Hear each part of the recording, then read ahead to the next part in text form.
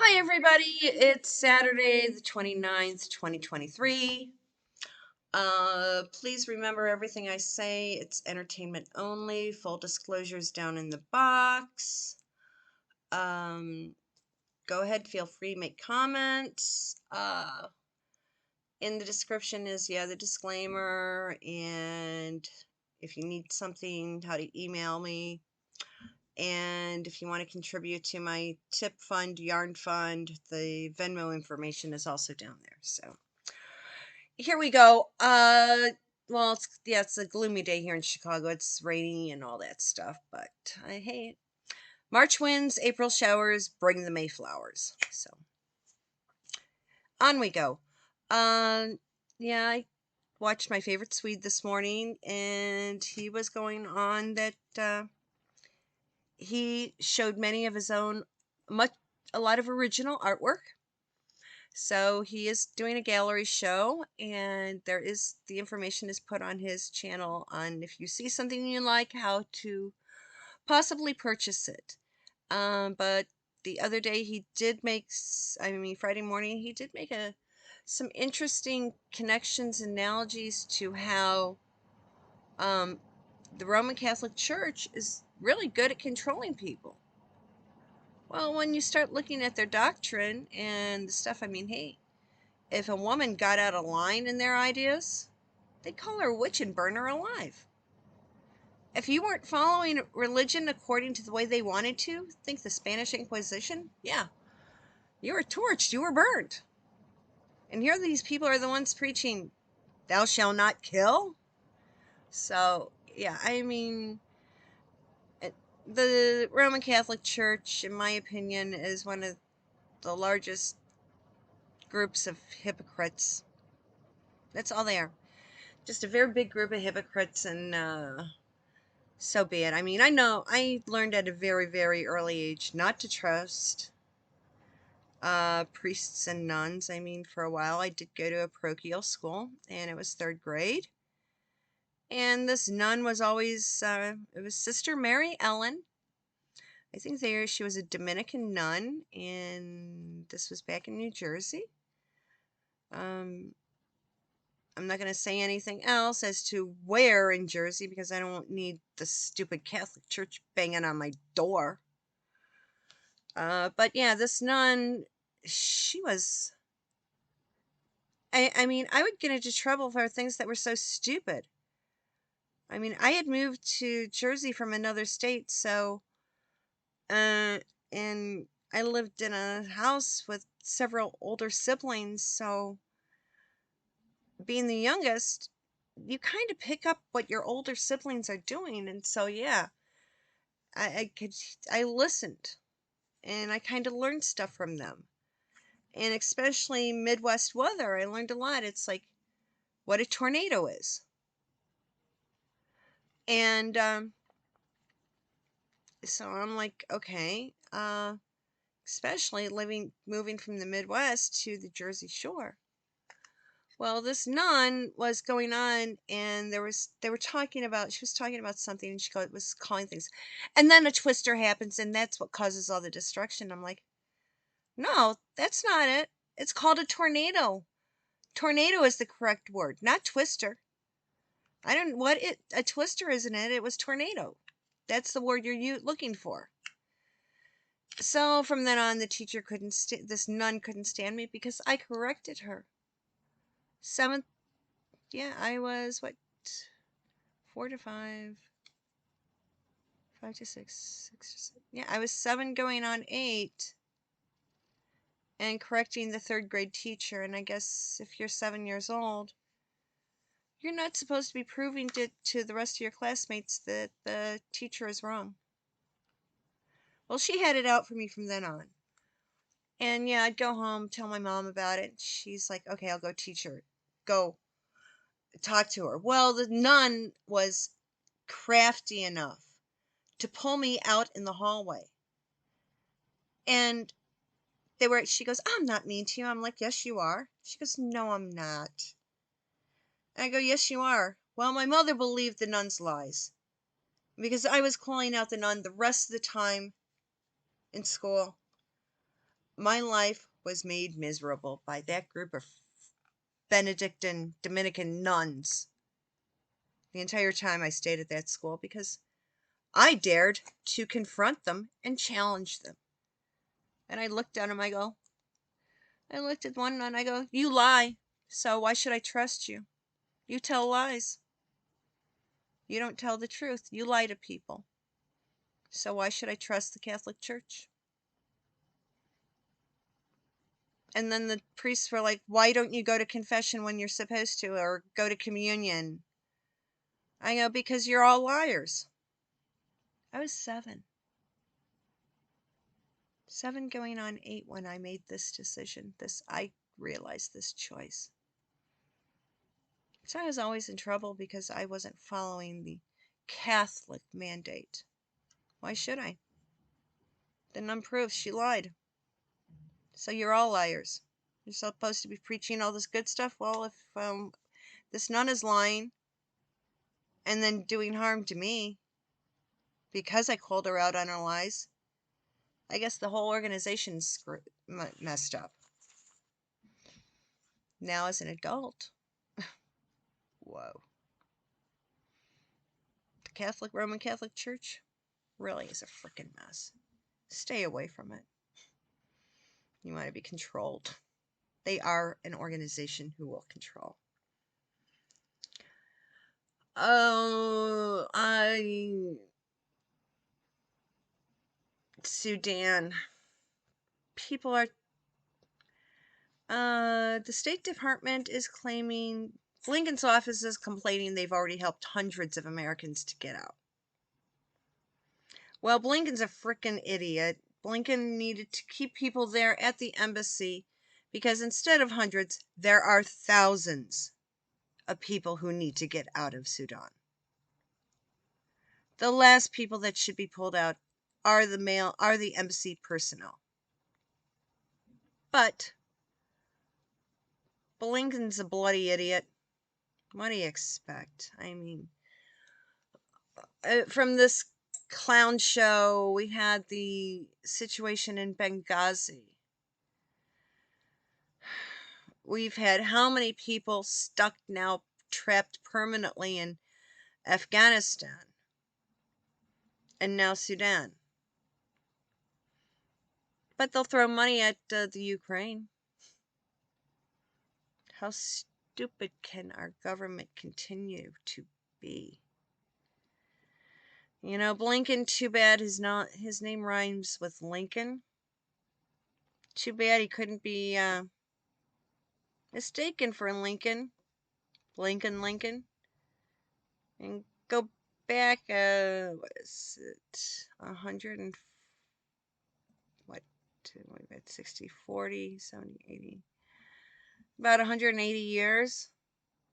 Park him in the box at Ford's Theater, and especially the one where John Wilkes Booth paid a visit to. Too bad we couldn't time travel and switch chairs with Blinken and Lincoln. Things might have come out differently. Yeah. But too bad we can't do that. Because he really needs to. He's an idiot. He keeps whenever a country is going into big turmoil, he pulls his buddies out, his friends from who works in the embassy, pulls them out, and the hell with anybody else. You're on your own. That's pretty sick. That's our admin right now. That's our admin. Now, we did hear that, yeah, Tom Cruise is letting everybody know that, yeah, he's going to be at the coronation. I'm thinking to myself, did David Miscavige give permission for little Tom Cruise to go to the coronation? Is Tom Cruise supposed to be passing out literature about Scientology? Is the church foundation of Scientology going broke, so they need to have a big influx of new cash? Because if you watch some of this stuff, I mean, there's some reputable channels here on YouTube, and then, of course, Netflix, you go find Leah Remini's show. So, I think, yeah, Tom Cruise is sent to promote Scientology? Or maybe he's taken up like residence there to get away from Muscavige. And maybe Charles and his mommy were actually getting them un-Scientology brainwashed. That's another way to look at it. So we'll see what happens. That's going to be interesting. They also showed us the royal screen that will be used to shield KC3 while they anoint him with the holy oil. Now, the anointing part is the most sacred section of the coronation, and they basically, it's most sacred, so they want to keep it away from prying eyes and keep it off camera. So, QE2 had a giant canopy that was brought in. It was basically a tent or huppah thrown around her. Charles is having a three-sided screen brought out where the open end is up against the altar at Westminster Abbey. But yeah, it's basically the main center section of the screen. It's a giant tree, and the trunk of the tree has his cipher. You know, the C's, the C with the R and the three in Roman numerals.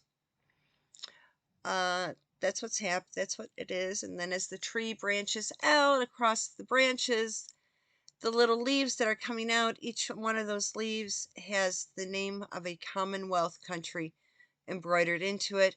And then the leaves are appliqued onto this giant screen, which I'm looking at that they use the quilting technique to put it together. It's all appliqued and quilted. So it's a nice piece. So that was big and shown. And yeah, that's kind of cool. Oh yeah, a guy who is saying that he was station chief, station head for a certain three-letter agency that is kind of the American equivalent to MI6. Now this guy has been on news broadcasts. I guess he is going by the name Dan Hoffman, but a lot of these people who work for that three-letter agency do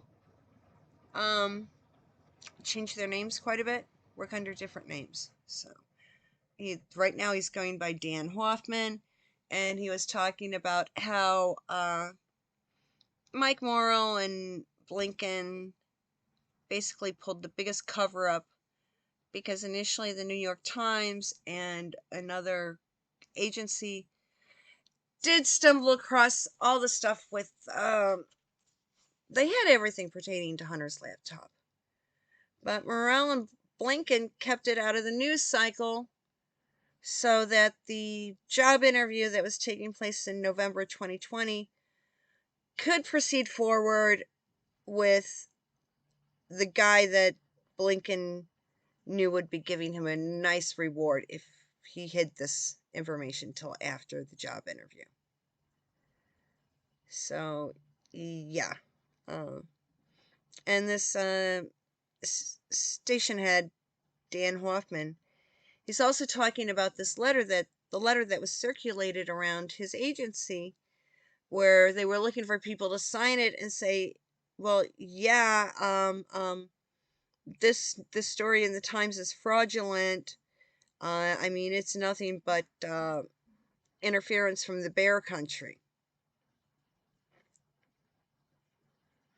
No, there was no interference from the bear country. There was interference by the guy who was going to collect his marker, who was given somebody's marker to make the story about the laptop go away. And once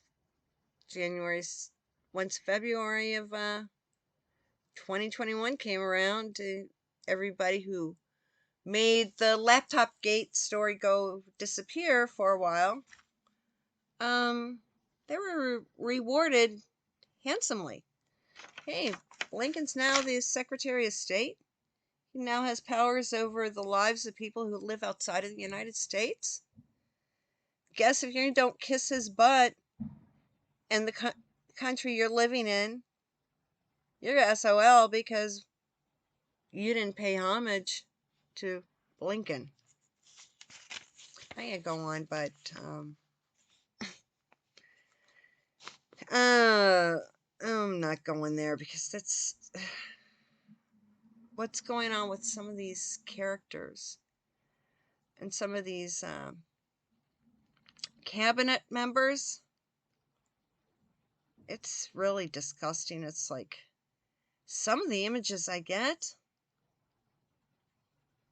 are probably equal to the stuff that hasn't been released publicly that's on Hunter's laptop. I mean, I just see some really gross images of people doing stuff.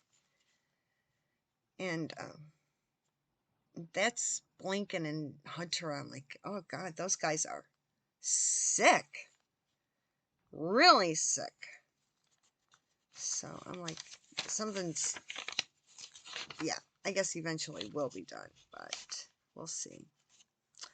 But yeah, one thing that, oh yeah, Hank's having kitten fits now because he's claiming he didn't know anything about the settlement between the news corporation and his older brother. Well, yeah, his older brother filed, they got their ducks in a row and they were offered an out-of-court settlement. Well, Hank's older brother was this, he took the out-of-court settlement and they they accepted the check, but the check then went to a charity. And the charity that everybody's saying it went to is Henry's Invictus Games. So there's all sorts of scuttlebutt that Hank's having, little Hanky Poo is having a kitten fit about because how come Big Brother got everything right away and I got told in the dark? And he's like a crying baby. I'm like, dude, you're what, 38? By the time I was 38, I had buried a fiance, buried 2 brothers, buried my parents. Yeah. And you're still whining that you lost your mommy. Well, dude, I lost basically my nuclear family. I made it out. This guy is like, little Hanky Poo. Yeah, he's nothing but full of snot. Totally. And it's it was the major attorneys with the courtiers. They're the ones that were making the decision on this phone hacking stuff. And because Hank decided to follow the lead of his wife, who is so inept, his legal advice: you go get your own solicitor and barrister or attorney here in the States. You don't listen to someone who played a paralegal on TV. And yeah, so I saw a couple episodes of it like everybody. Her character role, basically, she was nothing but a glorified secretary. She was the TNA for the show. Get it? Hey. What's funny is, like, at least the girls back in the 70s, when they called it Jiggle TV, they had something that could jiggle. She doesn't. Unless she doesn't have her moon bump or other enhancements safety glued to her body correctly. I mean, hey, the girl has no boobs. The girl has no ass. So she's using the chicken cutlets to make it look like she's got boobs. Hasn't she seen the movie or the play Chorus Line? If she really wanted to make it, she needed to get some tits and ass. And there's so many, instead of doing plastic surgery on her face, your face can look good with the right makeup. No, what she needed to do was get her fanny done and a boob chub, which she didn't. Or if she did, she had a lousy plastic surgeon who took her for a buggy ride. And sweetie, it's like if you have 1 or 2 kids, your boobs permanently increase and your bra size hasn't. She's still walking around basically like an ironing board, like olive oil. Now, I did see that she's now signed with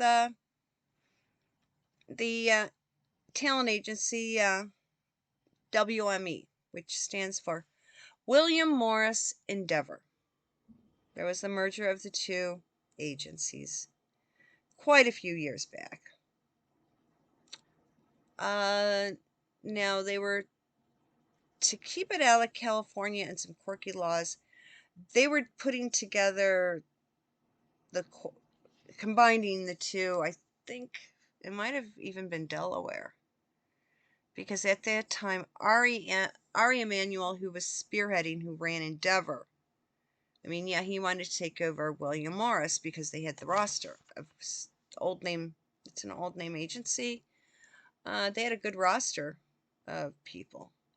So Endeavor was going after it. Endeavor is owned by Ari Emanuel. Well, people forgot, because the merger of the 2 agencies, William Morris and Endeavor, they were having some problems. And they were saying it's trade issues, yada, yada, yada, yada. Well, those people forgot about something. Excuse me. Yeah, coffee drips. Ari's brother is Rahm Emanuel. Yeah. The Rahm Emanuel, he was chief of staff for Barry Obama. Same Rahm Emanuel who somehow won the mayoral election in Chicago. He was living in Washington, D.C. area, but he had a rental property in the city with a tenant who had been living in the house, the rental house. I think it was going on 10 years by then. But because Rahm Emanuel had stored some boxes, some storage bins, in a locked room in the basement of that house that was being rented out to somebody else, because he kept physical property in that house,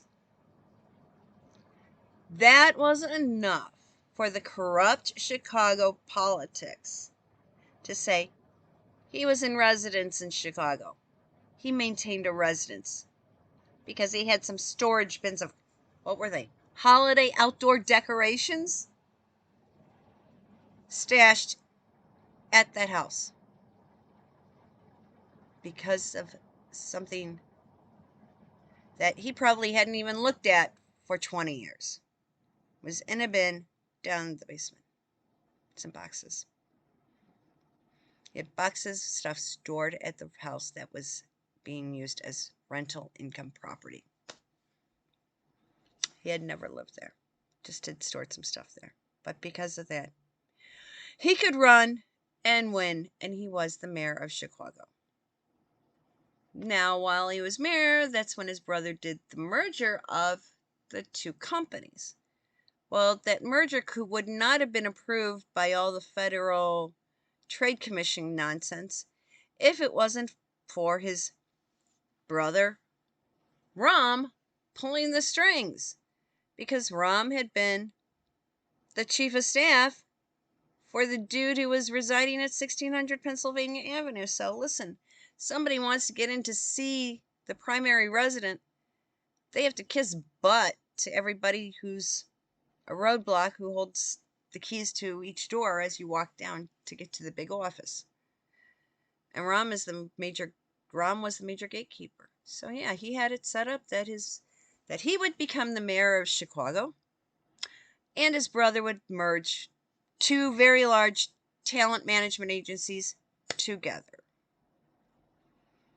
Now, I heard that the Emanuel brothers are both little cadabouts, and they're now saying that Ari married last year this clothing designer. Well, now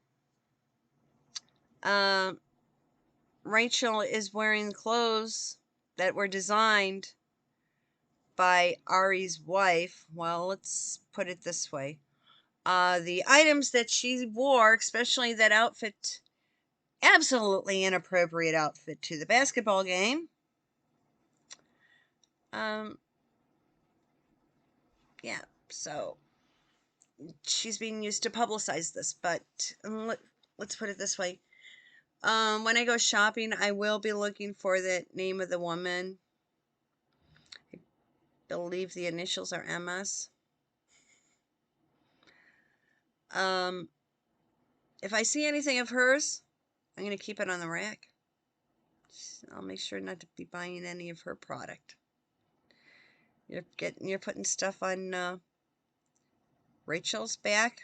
Sorry, dude. I am staying away from it. I don't want to have any affiliation with you or your products.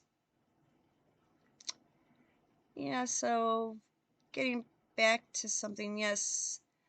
When Rahm Emanuel became mayor of Chicago, he then approved, and he basically had city code enforcement turn a blind eye to a lot of stuff. Down, if you look at our map of the city, 18th and Western, it used to be Ryerson Steel plant, where they would fabricate steel that came from the mills. Yeah, Chicago, along the lakefront, the southern tip of Lake Michigan, there were a ton of steel mills. Yeah. And so, where they were,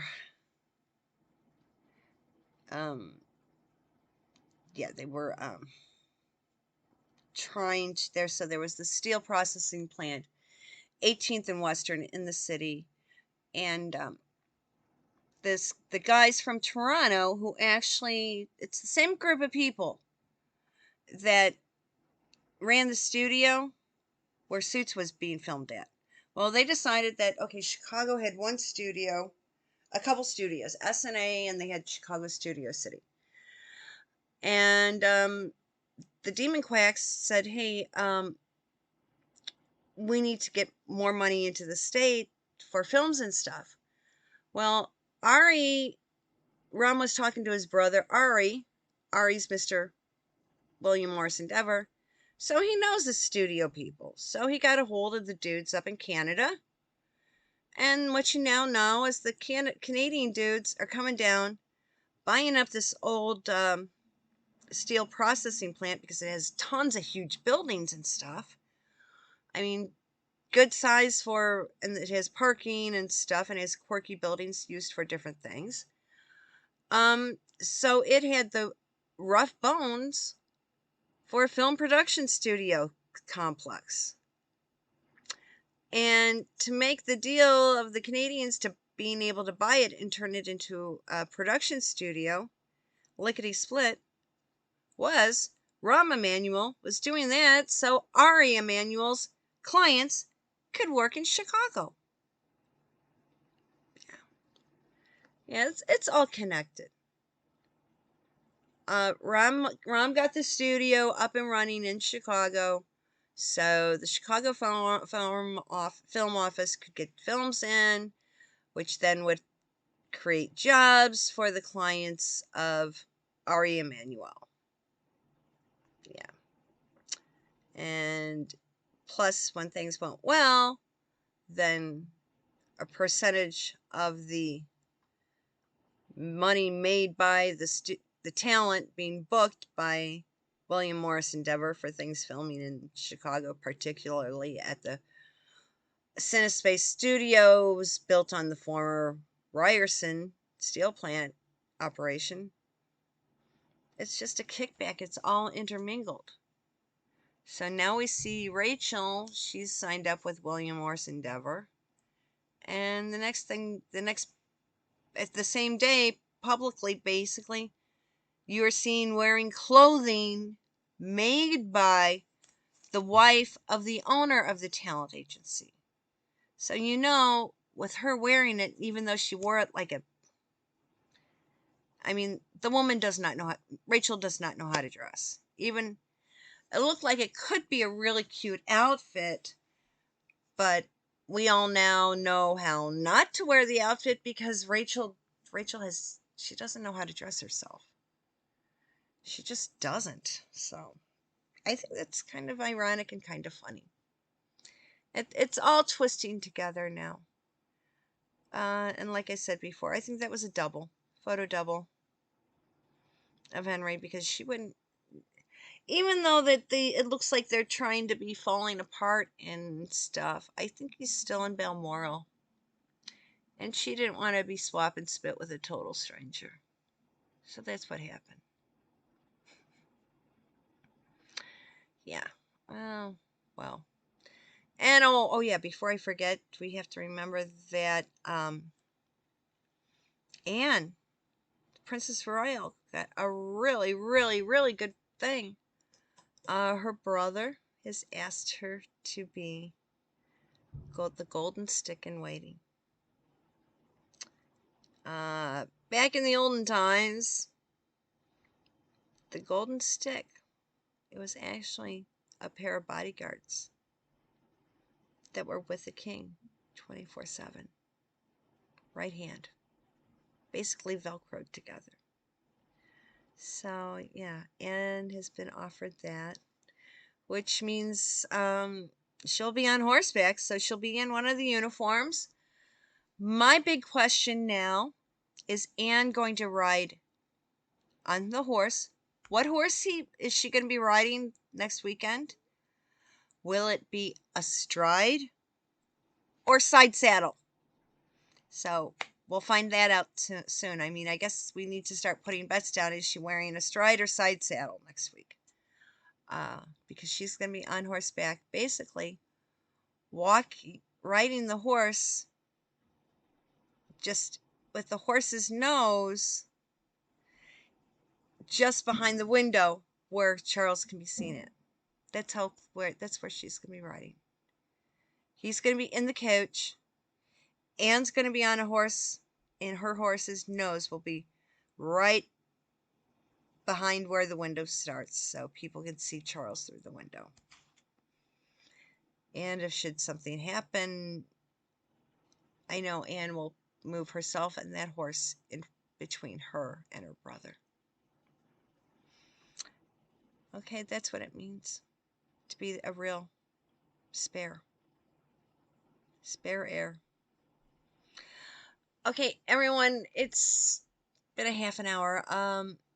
Have a great day. Today is the 29th. My next video will be on Monday, May 1st. And for some, it's a holiday. But it was actually May 1st was kicked off by a communist government to celebrate